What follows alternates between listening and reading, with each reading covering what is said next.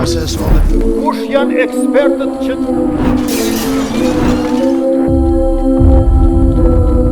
Të nderuar miq, do të vazhdojmë tutje me rrjedhën e emisionit tek pjesa e dytë, mysafiri në studio, do të flasim për aktualitetin politik të bllokuar në Kosovë që e kemi, nëse mund të themi pra të bllokuar, po i bie që institucionet e paformuara, kemi zgjedhje të reja, e pastaj kemi dinamika politike që kosë më të madhe apo më të lartë e paguan populli, shoqëria e pafajshme. Për këtë do të flasim me profesor Adi Beshiri. Nderuar, përshëndetje misierve. Shumë faleminderit, përshëndetje për juve, kënaqësi të jem pjesë e stafit juaj edhe pjesë e audiencës juaj. Faleminderit. Pra ju jetoni dhe ligjëroni në Gjenevë të Zvicrës, si po shihni politikë bërë në Kosovë? Apo thoni që shoqëri që kanë ardhur këtu, apo si po e shihni nga larg? Definitivisht se themi shoqëri që kemi ardhur këtu për shkak të faktit që është vendi jonë, është atë dheu jonë, po kuptimin e politikë bërës, kuptimin e politikave që po zhvillohen ose nuk po zhvillohen fare, siç biseduam edhe më herët, nëse janë 2-3 fjalë që kishte mujt me përshkruaj këtë realitet politik, do të kishin qenë definitivisht mërzi, dëshpërim, zhgënjim. E kam thënë në prononcimet e mia private në Facebook ose tjetër kund, ne nuk jemi as Zvicër, as Danimark, apo ndonjë shtet tjetër që mund ta emërojmë, i cili është i zhvilluar ose ka një stabilitet politiko-ekonomiko luftarak dhe i cili mund t'ja jep vetës komoditetin që ti provoj politikanë ndrysht, tekat e tyne, interesat e tyne personale. Ne jemi një shtet, gjysmë shtet kuptimin e sovranitetit, në kuptimin e fjalës sovranitetit. Prandaj nuk e kemi fare komoditetin, është dëshpëruese, është zhgënjyese që të kaloj një vit i tërë, ndërsa ne nuk kemi fare institucione të konstituara. Dhe jemi në pikën zero, dhe fillojmë tani me zgjedhje që prap me shumë gjasa mund të na çojmë prap në pikën zero. Ndorën se ka shpresa që mos ndoshta pas një viti malverzimesh ndryshme politike, e tekave, e shpërfaqjes mlefit, e sharjeve, fyrjeve ndërmjet politikanëve, ndoshta pak do i thrasin mendjes, por sido që tjetë është situatë me të vërtetë shqetësuese.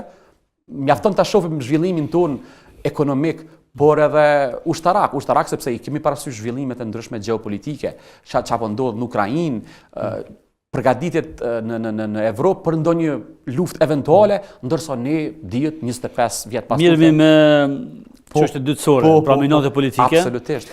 Dhe siç e dim, pra në Kosovë nuk kemi ambasador amerikan që sa kohë. Po mund ta kuptojmë që kemi një Amerikë e cila ka qenë mike dhe është mike e Kosovës dhe është shkaktar që jemi sot të lirë, sebeb se mund themi.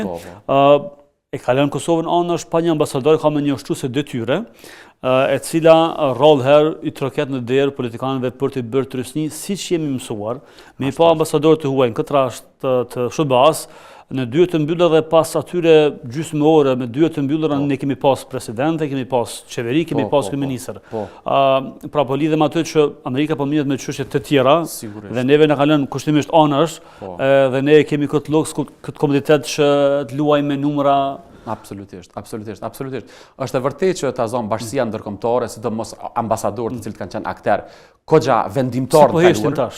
Po tani unë tani më vijnë në mendje dy arsye.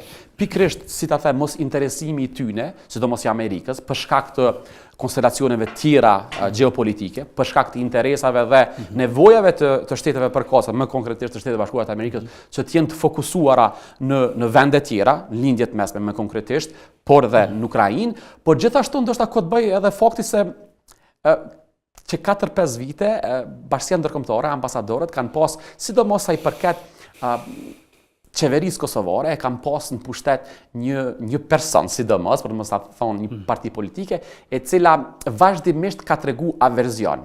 Ndryshe thonë, vazhdimisht ka tregu që ka tentu ta tregoj një lloj subjektiviteti karshi bashkisë ndërkombëtare. Më ndryshe thonë, ka tregu të tregoj që nuk është se i merr shumë për bazë urdhrat e tyne, sepse siç e tha edhe ti më herët ka ndodhur para 5 viteve, 10 viteve ose më parë ka ndodhur që kur ka pas kriza të tilla, ka mjaftuar që Quinti ti thras qoftë kryeministrat përkatës, por edhe përfaqësuese partive politike, të kenë ndonjë mbledhje dhe pas asaj mbledhje të vinte presidenti, kryeministri, koalicione e tjera. Sepse unë besoj kanë pas një lloj, si ta them, kanë pas një lloj mikpritje nga ana e pushtetarëve më parë. Ndërsa siç dihet, një nga kartat kryesore e arritjes në pushtet të Kurtit ka qenë pikërisht kjo premisë që ne, Bashkinë Ndërkombëtare, do të ndalojmë ta shohim si një lloj pirsi i proceseve tona politike, ne do të mundohemi që ta respektojmë në mënyrë më të madhe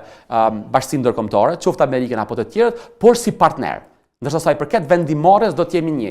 Pra, besoj që këto arsye e shpjegojnë pak a shumë arsyen se pse, pra, jemi në një situatë ku nuk ka chargé d'affaires, nëse nuk gaboj nga ana e Shtetit Bashkuar të Amerikës, por nuk ka ambasador, pra, konstelacionet gjeopolitike, nevoja që amerikanët të jenë të përqendruar, të fokusuar në vende tjera dhe, si ta them, jo mikpritja sikurse këtyne herë sidomos e pozitës, e cila ka qenë, siç dihet, deri s'poku deri në fillim të vitit 2025 ka qenë vendimarrëse.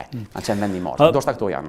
Kjo krizë politike, këto note politike, pra i pam që rezultuan me zgjedhjet të reja që i kemi pra me 28 dhjetor. Pra u dash një vit për të tentuar për të formuar një qeveri, një kryeparlamentar, edhe dim që çysh ka shku procesi. Kënd ta fajsojmë, si çdo popull është faji tim, mund ta fajsojmë partinë fituese, mund të fajsojmë edhe partitë opozitare, sepse ato nuk kanë qenë të gatshme për të bashkëpunuar ose për të bërë një blok opozitar. Pra, tani ndoshta s'mund ta gjejmë fajtorin, por mund të gjejmë pasojat që i kemi në aspektin ekonomik, financiar, kemi pra populli vazhdon të përballet me krizën financiare ekonomike, kemi tash problemin e buxhetit që një pjesë e madhe e punëtorëve në sektorin publik do të mbesin pa paga, edhe kemi televizionin publik që ka pra që sa det janë të pa paga. Pra, nëse i shohmi ata që udhëheqin shtetin apo pushtetin dhe ata që udhëheqin partitë, kemi akuza. Pra, del paradite thotë që ky ka fajt, pastaj del mazite thotë ky ka fajt. Por si ta komentojmë ne këtë rast si analist politik, si gazetar, si media, kënd ta fajsojmë? Dhe kush duhet të paguajë këtë faturë në zgjedhjet e 28 dhjetorit këtë rast? Absolutisht. Tani sigurisht se këto çfarë flasim është edhe çështje këndvështrimesh. Nuk është se tani do flasim, do japim konkluzionet që janë të Biblës ose të Kuranit. Po sidoqë të jetë mund t'i adresojmë ose mund t'ua drejtojmë gishtin disa shkaqeve respektivisht fajtorëve. Unë nëse do e ndoja këtë vit 2025 në dy hapësira kohore, unë do e shifja kështu.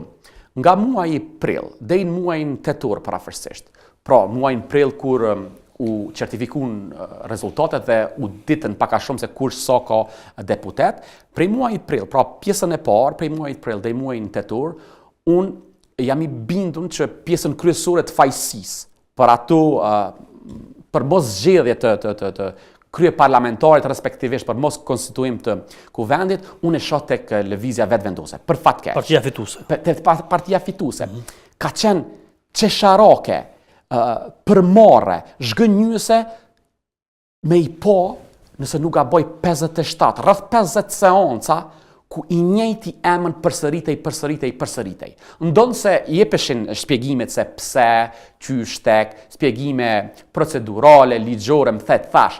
Mirë po, ishte e prapranueshme, pra që emri i një personit, kush do t'jetë ai? Në rastin konkret i Alborina Haxhiut, t'jepet dhe të kijet aso lloj seancash në mënyrë të pandërprerë. Pra, deri në momentin kur është zgjedh kryeparlamentari, unë jam i bindur që fajet kryesore për fat keq po e them sepse siç dihen në 2021 kemi qenë shumica dërmuese e popullit i cili i ka vendos shpresat pikërisht në këtë parti politike dhe prandaj po e them për fat keq ka qenë lëvizja vetvendosje se ka mund bëj kompromise. Mirë po, nga momenti kur është zgjedh kryeparlamentari e sidomos kur është tentu të zgjidhet edhe kryeministri, i cili dështoi, pra Albin Kurti, dhe në momentin kur është propozuar Glauco Njufca si kandidat, me gjithë kritikat që mund bëhen, sepse ka pas kritika nga ana valide, nga ana e partive opozitare, se si kjo është vetëm një ndryshim kozmetik, se gjoja pse Glauco nuk ka tentu me riformatu qeverinë, edhe pse jo me i thirr edhe partitë opozitare, po sido që tjetë, Albin Kurti e ka luajtur lojën jashtëzakonisht mirë, politike po flas. Se nuk po flasim këto që ta vlerësojmë kuptimin etiko-moral, ta vendosim në piedestal, po në kuptimin e, si ta them, e ndryshimit 180 gradë situatës, e ka bën pikërisht me faktin që e ka nominu Glaukun. Edhe pikërisht Glaukun, sa mund ta kishte nominuar dikën tjetër. Po Glaukun, edhe siç dihet, Glauku, edhe nga prononcimet e vet përfaqësuesve të ndryshëm të partive opozitare, Glauku ka qenë si një figurë përbashkuese. Dhe Albini doli dhe tha, rregull, ju nuk po mdoni mua, ja unë po e bëj kompromisin. Ja ku e keni përbashkuesin, Glauku Njufca.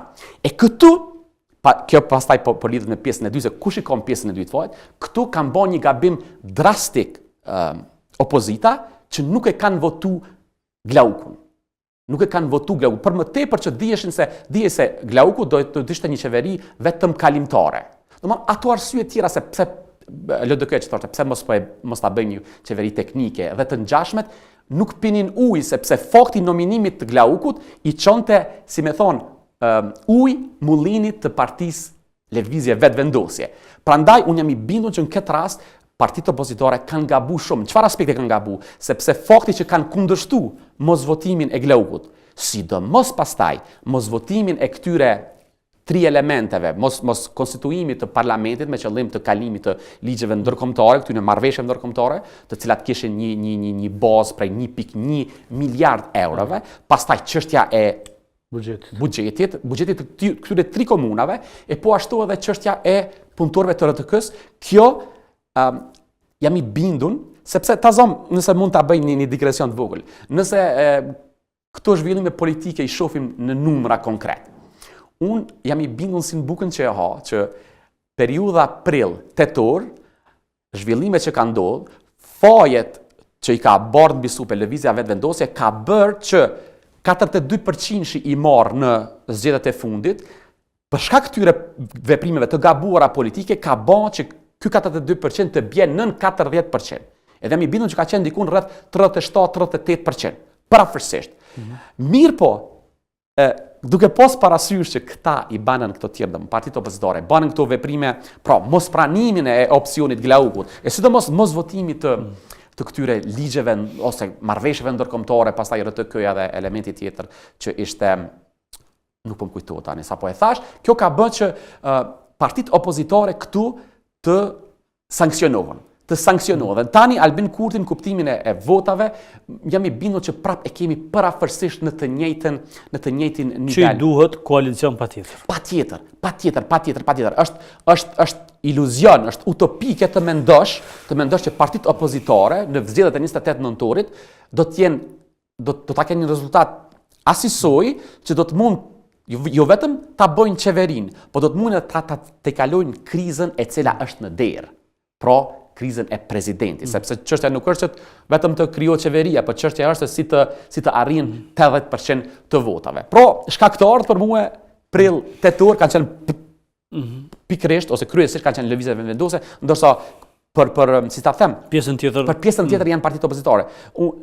Sigurisht që këtu ka kritikë, dhe jam i bindur që disa nga teleshikuesit tanë me background ligjor e kushtetues mund të më kundërshtojnë, të më japin një kundër argument, më thonë se jo se sikur të mblidhej parlamenti, kjo do të ishte antikushtetuese. Shiko, unë nuk është se kam formim puro legal, po unë e di një gjë që parimi është që ligji ose kushtetuesa duhet zbatohet, duhet zbatohet, pik. Mirë po ka gjithmonë rrethona të jashtëzakonshme, rrethona sui generis, që quhet. Dhe tani jemi në këtë rrethon, në këtë kohë. Kemi qenë. Marrëveshje ndërkombëtare, nuk janë pyetje 1 milion, janë 1.100 milion, domethënë euro, 1.1 bilion. Punëtorët, buxhetet e 3 komunave, për më tepër që i kemi edhe aspektet e jashtme, pro geopolitika, nuk di se ç'a do ndodh. Ndoshta do të kemi ndonjë marrëveshje, ndoshta plani 28 pikësh i Trumpit do të pranohet, do ndodhë një mrekulli, do të pranohet nga ana e Ukrainës, por mund të mos ndodh. Me një fjalë i kemi rreziqet edhe nga jashtë. Tani do thotë në fakt Lëvizja Vetvendosje ka qenë hapur për koalicion, ndonse ftesa zyrtare është bërë LDK-s. Tani kur kemi pothuajse fushatën zgjedhore dhe kemi zgjedhjet në Prag. Shifat një ndryshim i fjallorit edhe nga Bedri Hamza, një kryetar i ri i PDK-s, dhe po ashtu nga Lumia Abdixhiku.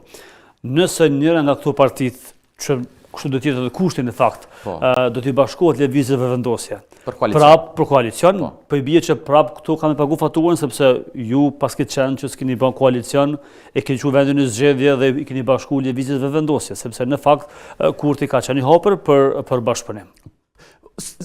Faktën sipas deklaratave. Absolutisht. Jemi me një pikë ku opozita ka me pagu një çmim. Kome me pagu një çmim edhe jam i bindur që çmimi sidomos ka ardhur tash në pyetje për shkak të faktit të zhvillimeve të fundit, mos votimit në parlament.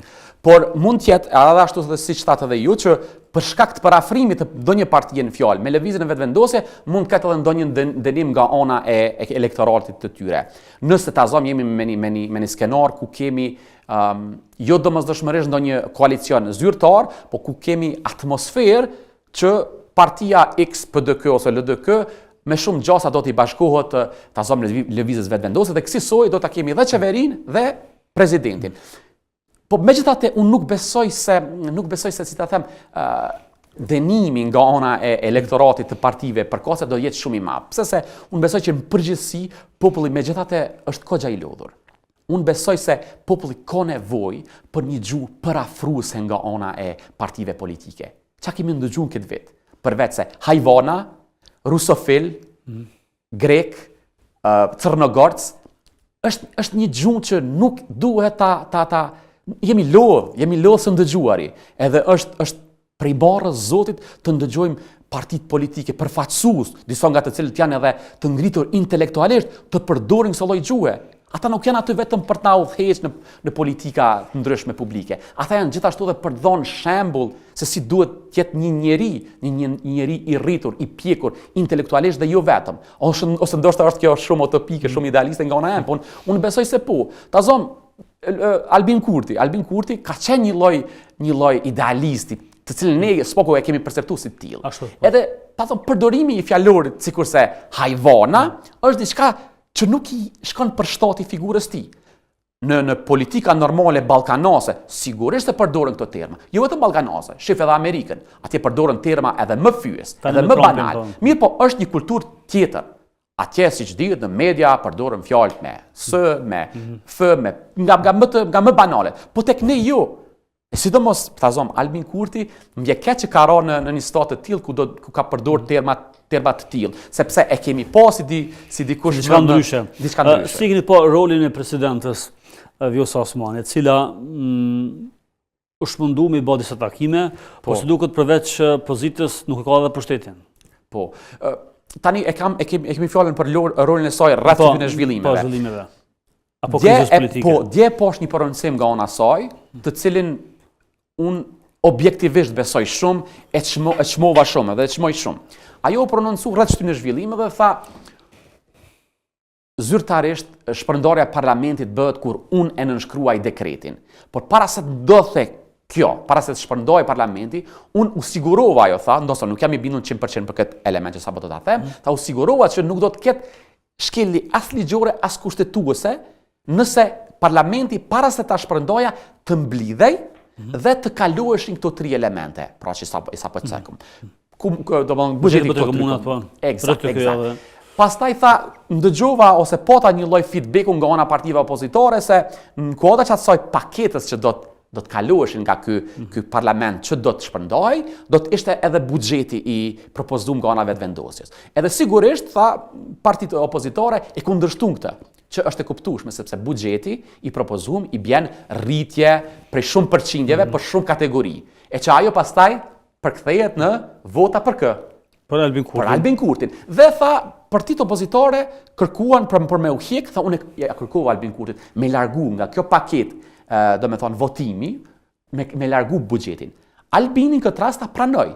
Po prap tha, kur ja u tregova se vetëm do i kalojmë marrëveshjet ndërkombëtare, 3 buxhetet për komunat dhe RTK-n, prap tha, ajo e tha në mënyrë pa ekuivoke. Unë nuk besoj se ajo po rën.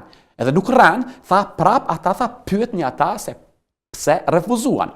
Dhe do me thonë, kjo qasje e saj, që si me thonë u ka dhënë edhe një rast, jo vetëm që ti kalojnë këto gjona, që për mua janë gjona që e vendosin Kosovën me një situatë jashtëzakonshme dhe për mua kjo vlerësohet sepse është një tentativë nga ana e presidentes, si ta them, për të kontribuar për mirëqenien e popullit.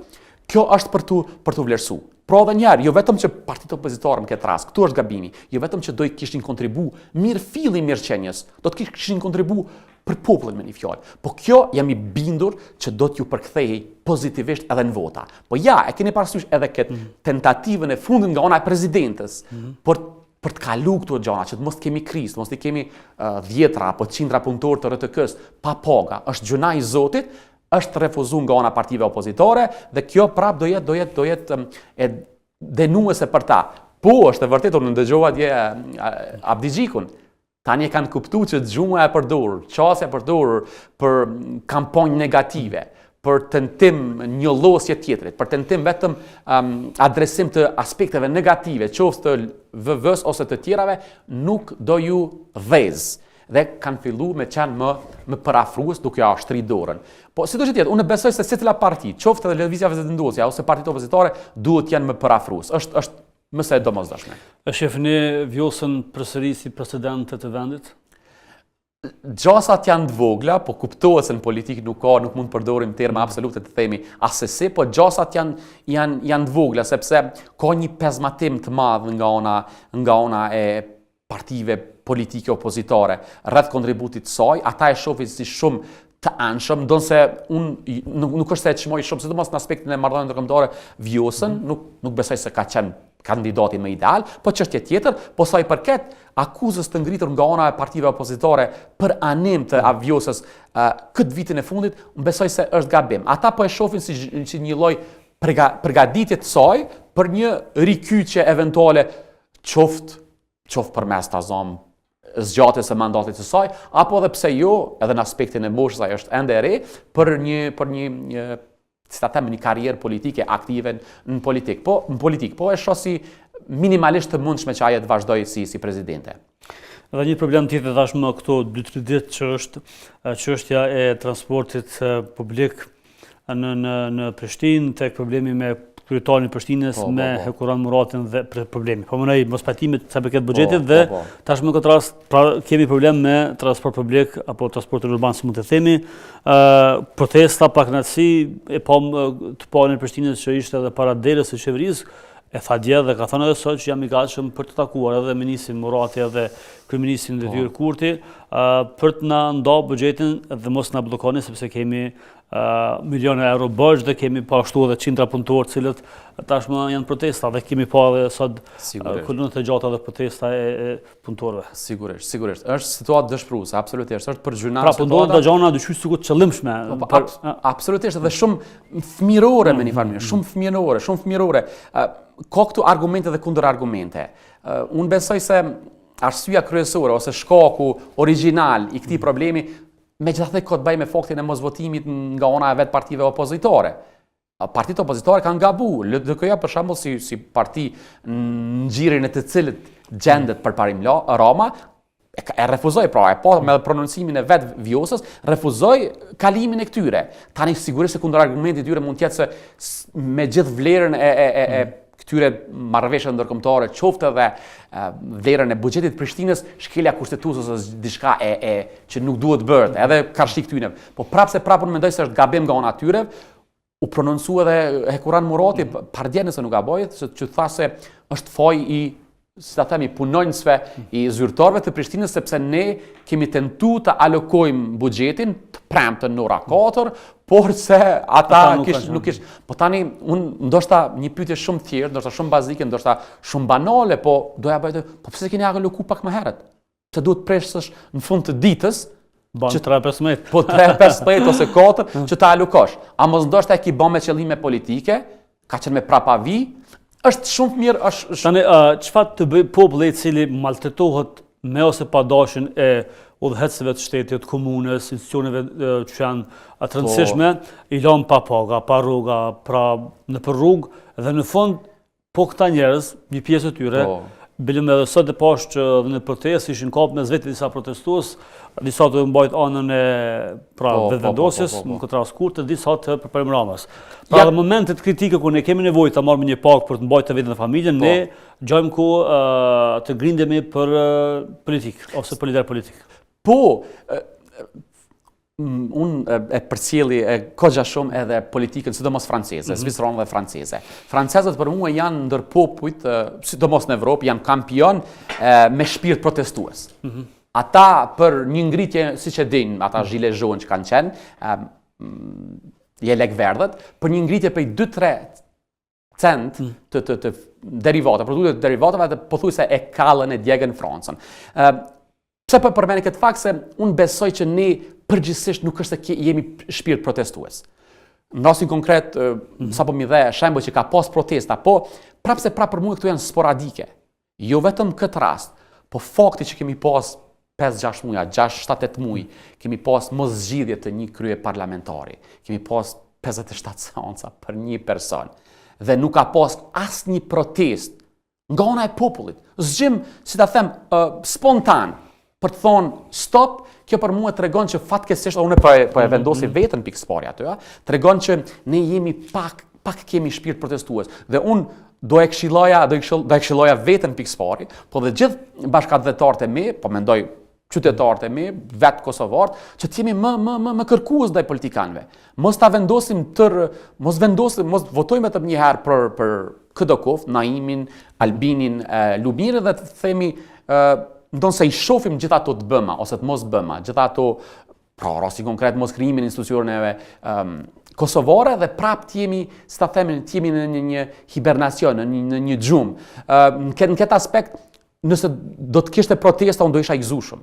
Po protestat të cilat janë vendimtare, të cilat janë masovike dhe i shkojnë në derë qeverisë ose cili do institucion që është bllokues dhe nuk largohen derisa të zgjidhet problemi. Kemi pas protestat, tani po mbien ndërmjet në mend ato imazhet kur protestuesit marrin disa janë protesta paksa ekstreme, po kur kapin disa përfaqësues të parlamentit ukrainas dhe i hedhin në veturina. Po nganjëherë dhe duhet ashtu. Nganjëherë duhet patjetër me kalu në një diçka pak më ekstreme për t'ju tregu që mjaft është mjaft. Ne pothuajse nga viti 2012, po edhe nga themelimi i vetëvendosjes deri në ardhen e saj në pushtet, kemi pa protesta ashtu siç i ka hije kushtimisht, të zhumshme të cilat kanë pasur ndikim në vendime shumë rrallë. Në ardhen e vetëvendosjes në pushtet kemi edhe vdekje të opozitës për të protestuar, pra nuk ka kush më protestu më. Pikërisht, kjo është fatkeqësia e popullit tani, nëse mund ta quaj fatkeqësi. Se tazom disa e kritikojnë Albinin ndoshta me të drejtë për mos patje të rezultateve për gjatë këtyre 4 viteve, sidomos në politika publike, në politika të mbrëmshme. Dhe shumë elemente tjera. Dhe tani jemi ku jemi që ndonse Albini, siç e thash, prill, tetor dhe partia e tij kanë qenë fajtorët kryesor, jam i bindur këtë, por jemi me një situatë ku ndonse partia kryesore politike shqiptare, Lëvizja Vetëvendose, nuk arriti të krijojë qeverinë. Në anën tjetër kemi partitë opozitore të cilat krekoseshin duke thënë se ne i kemi numrat më të mëdhenj, domethënë numra për të bërë qeverinë, dhe të njëjtët nuk bën qeverinë. Prandaj unë si qytetar i thjesht do ju drejtohesha, do i thosha si e shpjegoni këtë punë, përveç se një dobësie politike dhe jo vetëm nga ana e vet opozitës. Dhe kësaj njerëz shumë nga të papërcaktuarit mund ndoshta me deduksion që nesër me gjithë pakënaqësinë që e kanë me lëvizjen vetëvendose, për shkak të mungesës rezultateve, sukseseve në infrastrukturë, edhe shumicën e dikastereve të mbrëmshme, me këtë induksion ose deduksion, duke pas parasysh se ndonse partitë opozitore kishin shumicën, do të mund ndoshta të dilnin për te tekeve dhe interesa personale dhe të krijonin qeverinë, ata ishin të parët me njëherë pas dështimit të Kurtit në tentativën e parë, më kujtohet membri i pari që sapo u pyet nga gazetarët, tha, po keni ndonjë plan ju? Zgjedhjet. Si kem thënë numrat. Nuk e kem numrat.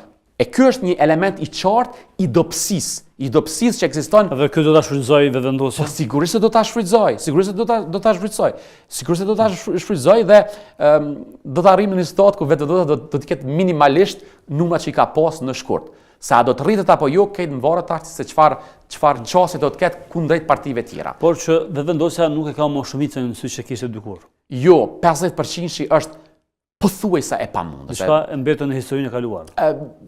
Tani, unë mundohem të jemi kujdesshëm në përdorimin e termave, me njanoj përdorimin e termave sikurse kurrë ose asnjëherë, po them pothuajse e pamundur. Sido që të jetë, nëse Albin Kurti e zbut pak zemrën, është më parafrues. Gjithsesi e largon gjuhën e tij të papërshtatshme, hajvana dhe të tjerët, dhe e zgjat dorën ndaj aktorëve të ndryshëm politik, e sidomos e kam fjalën ndaj atyre të cilët, po e them kushtimisht, ja glabruan mbi 25.000 vota vetëvendosjes, pra e kam fjalën për disa nga ish deputetët e vetëvendosjes, pra e manit të tjerëve, nëse e zgjat dorën, po jo vetëm në mënyrë formale, po edhe në mënyrë, si ta them, solemne, i afron ato, duke ju ofru premtime që arsyet kryesore që kanë bërë që ata të largohen, e që ka të bëjë me politikat ekstreme liberale, të cilat kanë tentuar të jenë pjesë e politika publike të Kosovës, ato të ketë një lloj, si ta them, një lloj premtimi që ato në mandatin 4 vjeçar që do të fillonte nga 2026, nuk do ishin më pjesë e politikave. Më konkretisht, Kodi Civil në formatin aktual, gjithsesi se do largoj, do të modifikoj, pastaj gjithë ato elemente tjera që edhe njëherë shpërfaqin pra natyrën të rrezikshme të ekstremit liberal, sikurse doracakët e famshëm, aty duhet ketë edhe njëherë duhet ketë një lloj premtimi nga ana Albini që të tilla politika, të tilla. A ti besojmë premtimit tina? Nëse ai e bën, unë besoj që do të jetë, si me thonë, do të jetë më serioz dhe më këmbgulës në faktikisht në mbajtjen e atij premtimi. Sepse në fundit edhe sikur ta mete e din që pastaj për ta siguruar mandatin e tretë duhet patjetër që premtimet e dhëna të bëhen, sepse po të mos mbaheshin, atëherë është pothuajse e sigurt dështimi në eventualisht mandatin e tretë.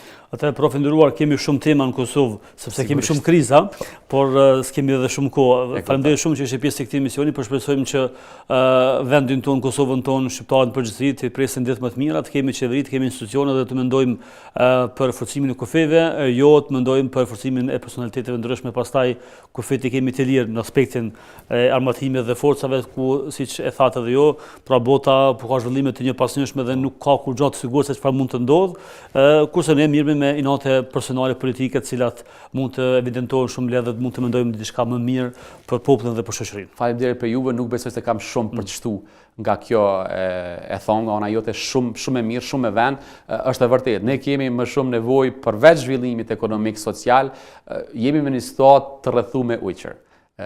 Që ta mirëmbajmë dhe ta kemi paqen duhet patjetër me u përgatitur për luftë. Ndonse personalisht po ndjena keq që më duhet ta themte sepse më toj të jem më shumë paqedashës, por realiteti është i atill që nuk mund përveç se të përgatitesh për luftë, përveç se të kesh një ushtri të fortë, sepse për fatin të keq ndonse ka pas një lloj fryme, një lloj ideje se mos ndoshta në shekullin 21 demokracia, vlerat liberale, zgjedhja e konflikteve me anë të negociatave do të jenë mjeti i vetëm për të zgjidhur problemet dhe se lufta nuk do jetë më pjesë e mekanizma për zgjidhje probleme, faktikisht kemi pothuajse një ndërrim, ndoshta jo 180 shkallë, por 90 shkallë.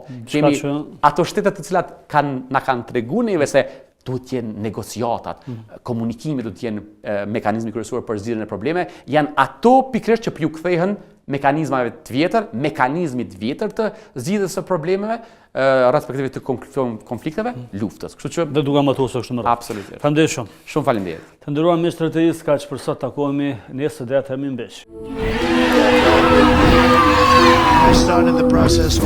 Kush janë ekspertët që